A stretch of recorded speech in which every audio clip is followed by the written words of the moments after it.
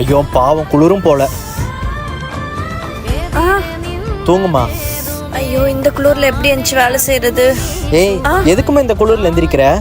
ஏங்க இப்போ நான் எந்திச்சாதான் வீடு வாசல்லாம் கூட்டி உங்களுக்கு சமைச்செல்லாம் வைக்க முடியும். எல்லா வேலையும் இந்த குளிர்ல எந்திரிச்சு பண்ணிட்டு உடம்பு சரியில்லாம போறக்கா. வா வந்து தூங்கு. சத்யா, ஏய் சத்யா, ஏய் பயங்கரமா குளிருதுடி, போய் காஃபி போடு. ஐயோ இவ்வளவு நேரம் கனவா? ஏண்டி இந்த வெயிலோ மழையோட இப்படி தூங்குறேன்னு பார்த்தா இந்த குளிர்லயே கும்பகரண மாதிரி தூங்குற. எந்திரிச்சு போய் காஃபி போடுறி. இந்தாங்க காஃபி. அம்மோ இந்த மாதிரி கிளைமேட்ல நீ வெதுன்னு வெந்நீர் வச்சு என்னை எழுப்பி விட, அப்படியே குளிச்சுட்டு வந்தோடனே சுட சுடன்னு சிக்கன் குழம்பு ஊத்தி சாப்பிட்டா எப்படி இருக்கும்? ஏமா சிரிக்கிற? அப்படி இருந்தா நல்லா இருக்கும் தான் சொல்றேன். இல்ல நடக்காத விஷயத்து தான் எல்லாரும் இப்படி நடந்தா நல்லா இருக்கும்லன்னு கேட்பாங்க.